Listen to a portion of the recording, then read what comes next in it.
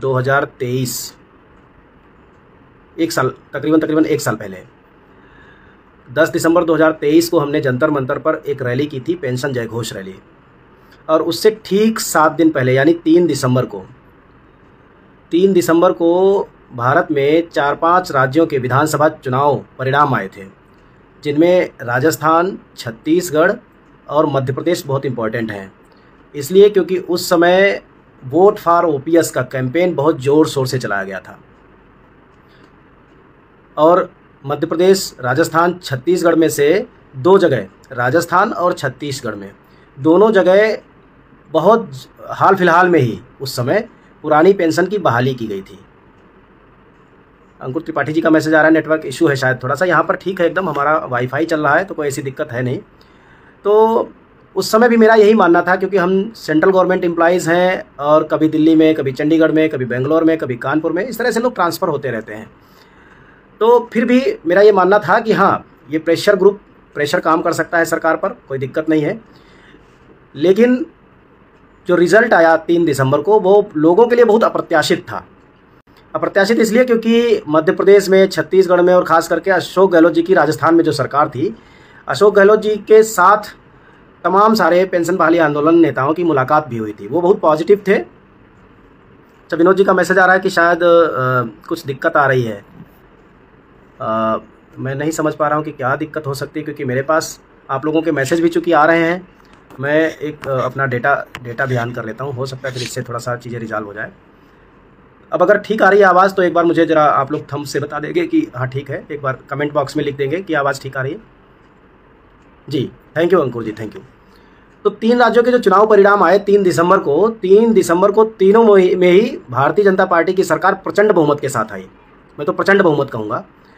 और बहुत सारे साथियों के बीच में एक नकारात्मकता भर गई, क्योंकि लोगों के मन में ऐसा डाल दिया गया कि बीजेपी है तो हमें पेंशन मिलेगी ही नहीं, बीजेपी कभी ओपीएस देगी ही नहीं, ऐसा उनके दिमाग में डाल दिया गया। या पता नहीं वो क्यों इतना बायस्ड हो गए, क्यों इतना प्रेजुडिस्ड हो गए, वो नई बात समझ में आ रही है। आज भी समझ में नहीं आ रही इतना लोग क्यों बायस्ड है। मैं थोड़ा सा और पीछे जाऊंगा।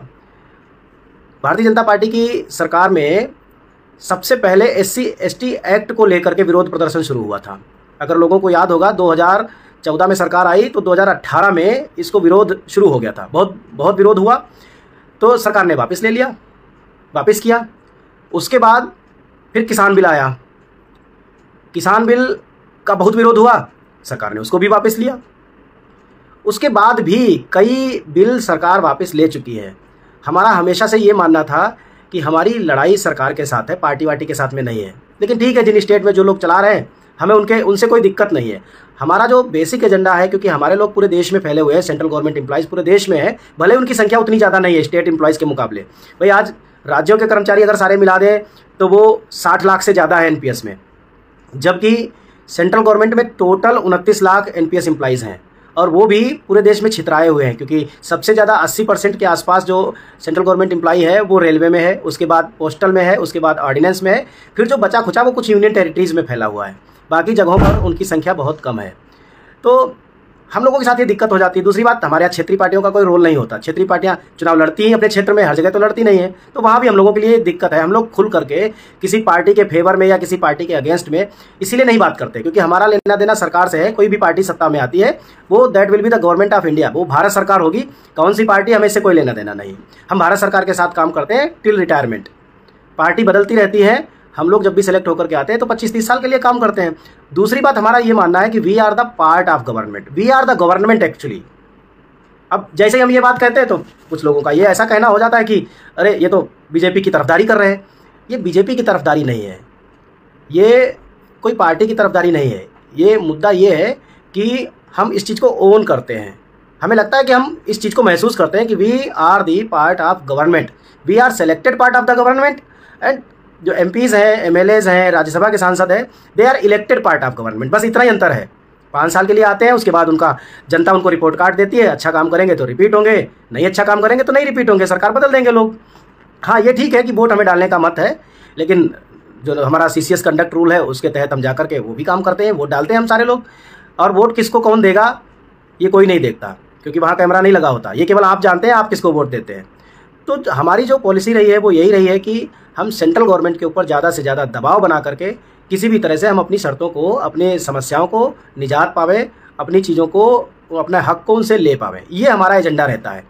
अब 3 दिसंबर को जब रिजल्ट आया तो पूरे देश में इतनी नकारात्मकता भर गई, लोगों को लगने लगा कि अब कुछ मिलेगा ही नहीं। अच्छा, इससे पहले भी मैं एक बहुत खास बात बताऊं, ये आंदोलन जब स्टार्ट हुआ, बेसिकली उस समय नरेंद्र मोदी जी की सरकार आ चुकी थी। हम लोगों ने आंदोलन जब से करना शुरू किया, लिखना पढ़ना तो बहुत साल पहले शुरू किया था। जब फेसबुक आ गया 2009-10 में, तब लोगों ने फेसबुक पर लिखना शुरू कर दिया। फेसबुक के बाद 2013-14 में व्हाट्सएप आ गया, ग्रुप बनने लगे, तो व्हाट्सएप से ये आंदोलन और तेज़ी से फैला। और उसी समय से यूट्यूब का ज़माना आया, यूट्यूब पर लोग सक्रिय हुए, बहुत सारे यूट्यूबर बने, तो यूट्यूब सोशल मीडिया के माध्यम से हमारी चीज़ें फैलना शुरू हुई।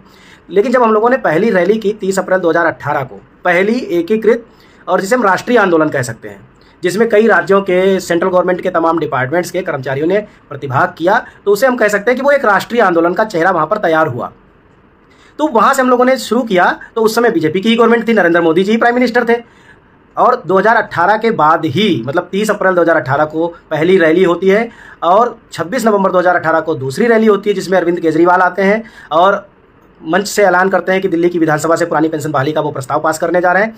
और 26 नवंबर 2018 के बाद, तुरंत बाद, 1 अप्रैल या 2019 को पहला बदलाव हो गया एनपीएस में। तो जो लोग कहते थे कि ये सरकार कुछ नहीं देगी, कुछ नहीं करेगी, कितना भी रो लो, चीख लो, चिल्ला लो, गा लो, कुछ मिलेगा नहीं, लेकिन इसी सरकार ने सबसे पहला अमेंडमेंट किया 2004 के बाद, सीधा 2019 में। इसका मतलब हो गया 16 साल की एनपीएस की जर्नी के बाद अगर किसी ने कुछ किया, तो चाहे इसको नरेंद्र मोदी की बढ़िया सरकार मान लो, चाहे कट्टर सरकार मान लो, जो भी कहना हो वो कह लो, लेकिन बदलाव तो किया, मतलब सरकार झुकी। मेरा कहने का मतलब ये है। विश्वनाथ मौर्य जी लिख रहे हैं, पेंशन हक है, लेकर रहेंगे लोकसभा चुनाव में, दिखा वोट पार ओपीएस का असर। हाँ, असर तो मना ही नहीं कर रहे, असर तो दिखा, यूपी में भी दिखा, एमपी में भी दिखा, महाराष्ट्र में भी दिखा, असर तो हर जगह दिखा। असर की तो कोई दिक्कत ही नहीं है, असर जब कर्मचारी है तो दिखेगा ही दिखेगा। एक बात मैं और कहूँ कि ये मैंने तजुर्बा किया है, मतलब एक्सपीरियंस किया है, कि कर्मचारियों का परसेंटेज वोट बैंक जो है वो बीजेपी के फेवर में कम रहता है हमेशा से, पहले भी कम ही रहता था। हाँ, अब बड़ा परिवर्तन आया है, ओपीएस आंदोलन से ये परिवर्तन बहुत तेजी से और ज़्यादा बड़ा डिफरेंस आया है। लेकिन बीजेपी के फेवर में कर्मचारी कभी नहीं रहे, हमेशा उसके अगेंस्ट ही रहते, क्योंकि सभी जानते हैं बीजेपी कभी कर्मचारियों के ज़्यादा फेवर में नहीं रहती। ये दिल्ली में हम पिछले 16-17 साल से नौकरी कर रहे हैं, यहाँ भी देख रहे हैं, असम में मैंने नौकरी की, वहाँ भी मैंने देखा, इलाहाबाद में मैंने नौकरी की, वहाँ भी देखा। ये इम्पैक्ट हर जगह देखने को मिलता है। लोगों का मानना है, और वो चाहे किसी भी वर्ग के हो, वो ये मानते हैं कि कर्मचारियों के मामले में बीजेपी शक्ति ज़्यादा करती है। खैर, जो भी हो, असर दिखा। लेकिन 2019 में पहला बदलाव हुआ, 30 मार्च 2021 को दूसरा बदलाव हुआ। फिर जब हमने 10 दिसंबर 2023 को जो रैली की, उस पर इस नकारात्मकता का इतना असर था कि जंतर मंतर भी नहीं भरा उस समय। ये बहुत बड़ी विडंबना की बात थी, जबकि इससे पहले हमने जब भी जितने भी आंदोलन किए उसमें लोगों की संख्या बहुत अच्छी रहती थी। हालांकि 2-3 हज़ार लोग आए, लेकिन जंतर मंतर पर भी 10,000 लोगों की कैपेसिटी है। जिस तरीके से वहाँ पर जंतर मंतर पर भीड़ होनी चाहिए, लोग इतने मायूस हो गए कि पुरानी पेंशन अब तो बहाल ही नहीं होगी। खैर, सरकार कमेटी पहले गठित कर चुकी थी, 4 अप्रैल या 6 अप्रैल 2023 को कमेटी गठित कर चुकी थी। अब वो यूपीएस लेकर के आ गए, उल्टा पुल्टा स्कीम लेकर के आ गए, जिसमें उन्होंने कहा कि 25 साल की नौकरी के बाद हम 50% की गारंटी दे रहे हैं, और उसमें भी उन्होंने ये शर्त लगा दी कि कर्मचारी का अंशदान वो हड़प लेंगे। तो इसको लेकर के भी हम विरोध जता चुके हैं। उम्मीद है यूपीएस का जब भी गजट आएगा तो उसमें कम से कम 25 साल की बजाय, जिसमें उन्होंने कहा है बीआरएस लेने के बाद भी सुपर एनुएशन से पेंशन शुरू होगी, उसका तो मैं मान के चल रहा हूँ कि उसका तो इन्हें समाधान तुरंत ही करना पड़ेगा। दूसरा समाधान, 25 साल को हम लोग स्वीकार नहीं करेंगे। सेंट्रल गवर्नमेंट का कोई भी कर्मचारी इसको स्वीकार नहीं कर रहा है। सेंट्रल गवर्नमेंट का एम्प्लॉइज़ का सीधा कहना है कि 25 साल की जगह 20 साल को कंसिडर किया जाए। तीसरी जो सबसे बड़ी समस्या है, हमारा पैसा हमें कैसे वापस मिले, क्योंकि सरकार ने 50% की गारंटी तो दे दी, लेकिन हमारा पैसा देने की बजाय वो लेने की बात कर ली। इसको लेकर के हम विरोध कर रहे हैं।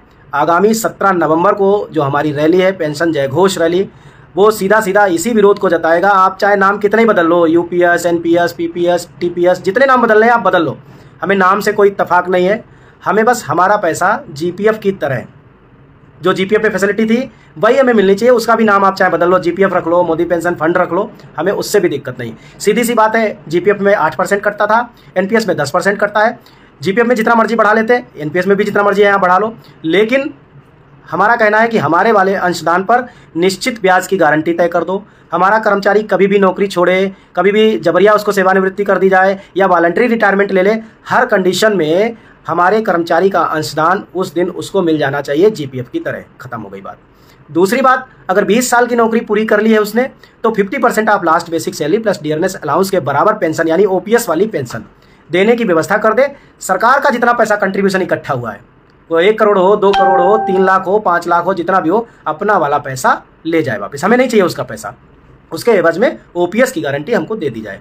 सेंट्रल गवर्नमेंट के एम्प्लॉय यही चाहते हैं, सीधी सी बात है, क्योंकि इतना बड़ा कॉर्पस है, 15 लाख करोड़ का कॉर्पस है, एक झटके से तो नई चीज़ें समाप्त होंगी। लोग कहते हैं कि खाएंगे तो पूरी रोटी खाएंगे, नहीं तो नहीं खाएंगे। अगर हम ये सोचते हैं कि खाएंगे तो पूरी रोटी खाएंगे, तो आज भी डेथ और डिसेबिलिटी के केस में जो 30 मार्च 2021 को हमने फैमिली पेंशन ली थी, जिसमें सरकार पहले क्या करती थी कि अगर किसी कर्मचारी की सेवा काल में मौत हो जाती थी तो उसका सारा पैसा सरकार ले लेती थी, और कर्मचारी को जो पेंशन मिलती थी, अगर उसकी मौत 7 साल की नौकरी पूरी करने के बाद हुई तो 50% मिलता था, और 7 साल के अंदर अगर उसकी मौत हो गई तो उसको 30% मिलता था। लेकिन मिला किसी को नहीं था।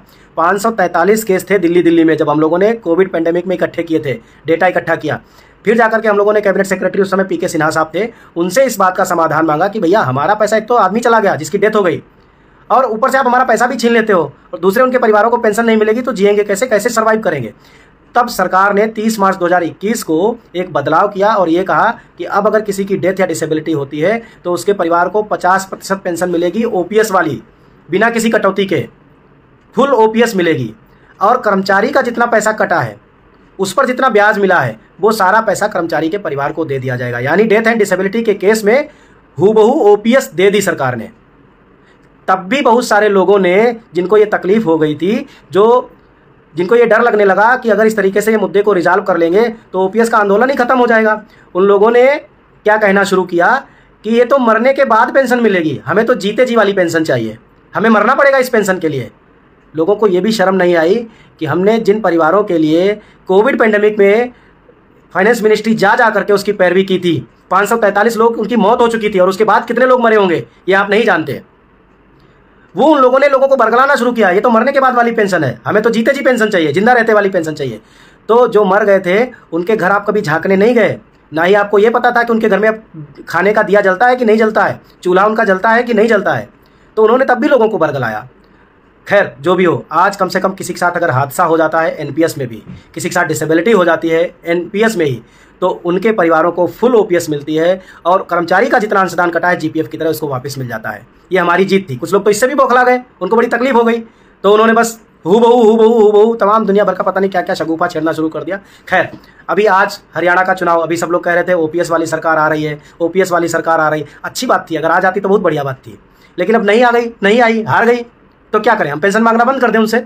हम ये मान लें कि 5 साल तक पेंशन मांगने कोई फायदा नहीं, तो 5 साल इंतजार करो, रिटायर हो जाओ तब तक 5 साल में, 5 साल तक इंतजार करते रहिए। फिर हमारा सीधा मानना है कि जो भी पार्टी सत्ता में आएगी वो हमारी सरकार है, हम उसी से लड़ेंगे, उसी के साथ काम करेंगे, उसी से पेंशन लेंगे और उसी से ओपीएस निकलवा के रहेंगे।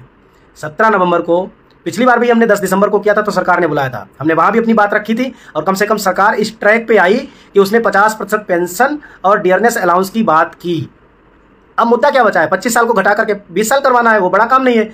अब तो ये भी आसानी हो गई है कि सरकार ने ये कह दिया कि अब कर्मचारी के रिटायर होने पर कर्मचारी वाला अंशदान प्लस सरकार वाला अंशदान जिस राज्य सरकार का कर्मचारी है उसकी राज्य सरकार को दे दिया जाएगा। तो आसान हो गया। अब अगर आपकी सरकार, किसी भी राज्य की सरकार इतनी मतलब जो है ओपीएस देने के लिए आतुर है या दे सकती है, जो बातें बना रहे हैं, तो क्या है, उनको पैसा मिल जाएगा, कर्मचारी का पैसा वापस कर दे, हो गई उनकी ओपीएस, पुरानी पेंशन भी मिल जाएगी। 25 साल की जगह वो अपने यहाँ 20 साल कर दें। लेकिन करेंगे कोई भी स्टेट नहीं, शगुफा छेड़ेंगे कि सेंट्रल गवर्नमेंट के पास फंस जाएगा, क्योंकि इससे उनको वोट मिलते हैं। मेरा तो सीधा कहना है कि 1 अक्टूबर को 10 लाख लोग इकट्ठे हुए दिल्ली में, 20 लाख हुए, 25 लाख हुए, 30 लाख हुए, या 5 लाख हुए, या 1 लाख हुए, लाखों लोग इकट्ठे हुए। फिर भी 2 महीने बाद उसी विपक्ष ने, जबकि उस मंच पे विपक्ष ने चढ़ करके पुरानी पेंशन बहाली के रूप में खूब कसीदे कढ़े, खूब लोगों से कहा कि हम कराएंगे, इस सरकार को उखाड़ के फेंक दो। उसी विपक्ष ने 2 महीने बाद अपने मैनिफेस्टो में 25 गारंटी रखी, लेकिन उसमें ओपीएस नहीं रखी, ओपीएस का मुद्दा ही नहीं रखा। हम कैसे यकीन कर लें विपक्ष पर? लोग कहते तो बहुत कुछ है, जिनको करना है वो करे, वो बरगला रहे हैं, हम तो बरगलाने में नहीं आएंगे। 25 गारंटी जिस आदमी ने रखी, 26वीं गारंटी नहीं रख पाया वो, और वो भी तब जब इतनी बड़ी रैली हुई, इतना लोगों ने सपोर्ट किया, इतना लोग दौड़ के, तमाम नेता तो दौड़ के, कोई मल्लिकार्जुन खड़गे से मिला, कोई राहुल गांधी से मिला, कोई प्रियंका गांधी से मिला, लेकिन फिर भी ओपीएस का मुद्दा वहाँ 25 गारंटी में नहीं आया। हम कैसे यकीन कर लें? तो हमारे लिए तो जो सत्ता में है हम उसी से लड़ेंगे, हम क्यों मांगे विपक्ष से? अब विपक्ष से मांगना है तो 5 साल हम इंतजार करें, 5 साल बैठे रहे घर पे। भैया जो बैठ सकता है बैठा रहे, हमें कोई दिक्कत थोड़ी है। या आप अपनी सरकार किसी राज्य में बदल सकते हैं तो बदल दीजिए, हमें क्या दिक्कत है उससे।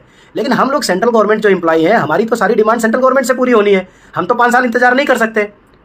इसलिए हमारा ये मानना है जो भी सत्ता में सरकार है हम उससे लड़ेंगे, उससे मांगेंगे और उसी के साथ काम करेंगे। अभी कृष्ण गोपाल दुर्बार जी ने लिखा है कांग्रेस कर्नाटक और तेलंगाना में नहीं दे रही है। बताइए अब यहाँ इसलिए सगुफा छेड़ रही है क्योंकि उत्तर भारत में उसे वोट बैंक बढ़ाना है, सीधा फंडा है। कर्नाटक में क्यों नहीं दे रही, तेलंगाना में क्यों नहीं दे, अच्छा छोड़िए, केरल में ना कांग्रेस है ना बीजेपी है, केरल वाले क्यों नहीं दे रहे? तमिलनाडु में तो नहीं है, बीजेपी की विरोधी पार्टी है स्टालिन की, वो क्यों नहीं दे रहे? उत्तर भारत में बड़ा वोट बैंक है, सबकी नज़र गिद्धों की तरह उत्तर भारत के वोट पर लगी है। करना धरना कुछ नहीं, बस वोट के ओपीएस के नाम पर उनको वोट लेने हैं। और इसीलिए मैं तो कह रहा हूं, अगर किसी भी राज्य की मंशा साफ है तो कह दे कि हम यूपीएस लेने जा रहे हैं, वो अपना कंट्रीब्यूशन ना बढ़ाएं। भाई यूपीएस में प्रावधान हो गया कि रिटायरमेंट पर कर्मचारी का टोटल एनपीएस का फंड उसकी राज्य सरकार को मिल जाएगा। राज्य सरकार को मिल जाएगा तो राज्य सरकार दे दे, उसमें से कर्मचारी वाला हिस्सा निकाल करके वापस दे दे। लेकिन ये नहीं करेंगे, गाना गाएंगे कि ये सरकार ऐसे करेगी वैसे करेगी। ठीक है, हमने हमारे साथियों ने वोट फॉर ओपीएस भी चला लिया, वोट भी दे करके देख लिया, तो अब सरकार नहीं बदली तो हम ये नहीं कर सकते कि अब हम इस सरकार से मांगना बंद कर दें। हम तो बस इतनी बात जानते हैं कि जो सत्ता में बैठा है वही सरकार है, we are the part of government, हम उसी से लड़ेंगे और ओपीएस ही लेके रहेंगे। ये हम दिखाएंगे ओपीएस लेकर के। लेकिन गलत तरीके से आप हमारी वाल पर आकर के 10 आदमी कुछ अंट लिख दें, इससे मिल जाएगी तो लिख लो, ओपन कर देता हूँ, पूरी वाल लिखो, जी भर के लिख लो, ले लो ओपीएस। ओपीएस वाली सरकार आ गई है, हरियाणा में ले लो ओपीएस। तो ये कर्मचारी मतलब जो है हमने अपने पैरों पर खुद ही कुल्हाड़ी मार ली एक तरीके से। लाखों लोग की रैली में हम साबित हो गए कि हम कर्मचारी नहीं हैं, क्योंकि लोगों को यकीन नहीं था, शायद आपकी लाखों लोगों को खुद पर यकीन नहीं था कि उनकी आवाज़ शायद संसद भवन तक पहुंचेगी। इसीलिए उन्होंने अपनी आवाज़ के लिए 20 आदमी और मंच पर चढ़ा लिए, यह मंच पे। ठीक है, तब भी कोई बात नहीं, लेकिन मुद्दा तो यह है कि तब भी मैनिफेस्टो तक में नहीं डाला खुद विपक्ष ने। ये कौन समझाए, किसको समझाए? ये अगर नीयत साफ थी तो आज भी हरियाणा के चुनाव, हमारा रत्ती भर भी सरोकार नहीं है। हमारा एजेंडा एकदम साफ है, एकदम सीधा है कि जो भी वर्तमान सत्ताधारी दल है या वर्तमान सत्ताधारी सरकार है उससे हम ओपीएस लेके दिखाएंगे, बहुत जल्दी दिखाएंगे। पहले भी हमने बदलाव करवाए हैं। हाँ ठीक है, जिसको कहना है हमें संशोधनवादी कह ले, संविधान भी 127 बार से ज़्यादा बदला गया। सारे लोग पढ़े लिखे हैं और संविधान पढ़ करके ही आते हैं नौकरियों में। सबको पता है संविधान भी 127 बार, 28 बार, 29 बार बदला गया, लेकिन संविधान की मूल आत्मा नहीं बदली जा सकती। वैसे ही ओपीएस की जो मूल आत्मा है, एनपीएस को चाहे जितना बदल लें, हमें जो चाहिए मूल आत्मा ओपीएस की, हम वो लेकर के रहेंगे। हमें मूल आत्मा से मतलब है हमारा contribution same to same GPF, और रिटायरमेंट पर 20 साल की नौकरी में 50% की पेंशन की गारंटी, time to time dearness allowance, और जब भी पे कमीशन लगे वो पे कमीशन का लाभ। सीधी सी बात है। ग्रेच्युटी हमें पहले से ही मिलती है, ग्रेच्युटी में कोई दिक्कत नहीं है। मेडिकल हमें पहले से ही मिल रहा है, मेडिकल मिल रहा है। लीव इनकैशमेंट हमारा पहले से। तो ये मेन 2 समस्या हैं, वो दोनों समस्या भी हम, कोशिश हमारी यही है अगर सारे लोग साथ देंगे तो 17 नवंबर को हम इतनी बड़ी रैली करेंगे और उसके बाद इस चीज़ का समाधान जरूर निकाल लेंगे। आप लोगों ने बहुत टाइम दिया, मुझे सुना, और आपसे फिर एक अपील है कि बहकावे में ना पड़े। पुरानी पेंशन मिलेगी, उसका नाम चाहे मोदी पेंशन स्कीम रख दिया जाए, लेकिन अब अगर एक सवाल है, अगर एनपीएस का नाम बदल के सरकार ओपीएस रख दे लेकिन व्यवस्था यही चलने दे तो क्या वो ओपीएस बन जाएगी? और ये सरकार तो नाम बदलने में बहुत आगे है, बदल देगी नाम, कह देगी लो हमने बदल दिया, एनपीएस को ओपीएस कर दिया, बन जाएगा क्या? तब तो ओपीएस नहीं बनेगी। इसका मतलब आपको ओपीएस नाम से मतलब नहीं है, उसकी आत्मा से ही मतलब है, उसके प्रावधानों से मतलब है। और उसके 2 ही प्रावधान है मूल रूप से। पहला, हमारा कंट्रीब्यूशन जीपीएफ की तरह, और दूसरा 20 साल की नौकरी पर 50% पेंशन। 20 साल से कम नौकरी है तो उसी हिसाब से कम, जैसा कि पहले होता आया है। हालांकि कई राज्यों में तो 25 साल 28 साल की नौकरी पर पूरी फुल ओपीएस मिलती है 50%, लेकिन सरकार ने 25 साल कर दिया है सभी के लिए, चाहे किसी भी राज्य का हो। हम इसको 20 साल कराने पर जोर देते हैं, हमारा एजेंडा ये है। बड़ी सीधी सी बात है। और जिसको भैया केवल नाम चाहिए तो हम तो मोदी जी से गुहार कर रहे हैं कि मोदी जी उनके लिए नाम बदल दो, एनपीएस का ओपीएस नाम रख दो और उनको पकड़ा दो कि लो तुम्हारी हुबहू ओपीएस ये वाली ले लो। लेकिन हमें नाम वाली ओपीएस नहीं चाहिए। नाम चाहे नरेंद्र पेंशन स्कीम रख लो, मोदी पेंशन स्कीम रख लो, हमें वो पेंशन चाहिए जिसमें जीपीएफ के बराबर फैसिलिटी हो हमारे वाले कंट्रीब्यूशन पर, और 20 साल की नौकरी पर 50% पेंशन, जैसा कि कर दिया है 25 साल पर, लेकिन उसको 20 साल किया जाए। बस, इसके अलावा हमारी और कोई डिमांड नहीं है। इन 2 डिमांड को फुलफिल कर दो। नाम सरकार के ऊपर छोड़ दिया कि क्या रखना चाहती, जो रखना चाहती सो नाम रख ले। बहुत बहुत धन्यवाद दोस्तों कि आप लोगों ने सुना, समझा भी होगा, और समय समय पर कोशिश करते हैं कि हमारी बात आप लोगों तक पहुंच सके। जोलान साहब भी दिख रहे हैं, आदित्य जी दिख रहे हैं, अंकुर त्रिपाठी जी दिख रहे हैं, विनोद यादव जी दिख रहे हैं। समय समय पर लोगों तक पहुंचती रहे ताकि बहुत सारे लोग हिंदुस्तान में 140 करोड़ हैं, तमाम जातियां, धर्म, संप्रदाय, संगठन है, सबके अपने अपने एजेंडे हैं। कुछ लोगों का ये भी एजेंडा है कि अगर मुद्दा हल हो जाएगा तो दुकानदारी बंद हो जाएगी। तो मुद्दा बना रहना चाहिए, मुद्दा बना रहना चाहिए। इसके लिए तमाम तरह के शगुफा हैं, हूबहू का होगा। अगर ओपीएस बहाल भी हो जाएगी तो कहेंगे ये ओपीएस वाली ओपीएस नहीं है, ये ओरिजिनल वाली है। नहीं तो कोई कहेगा नहीं ये ओल्ड वाली नहीं है, या ओल्ड वाली है ओरिजिनल वाली नहीं है। ऐसे भी बोलेंगे लोग। लोगों का क्या है, जिनको फसाद करने में मजा आता है वो ऐसे ही करेंगे, कोई ना कोई चीज़ निकाल लेंगे। हमें विश्वास है कि इसी साल 2024 में ही हम ओपीएस वाली पेंशन लेकर के रहेंगे और इसी सरकार से लेकर के रहेंगे, क्योंकि हमें 5 साल इंतजार करने की जरूरत नहीं, हमें पार्टीबंदी का खेल खेलने की जरूरत नहीं। बहुत बहुत धन्यवाद। जय हिंद, जय भारत, जय national mission for old pension scheme Bharat, जय all India NPS employees federation. Thank you so much.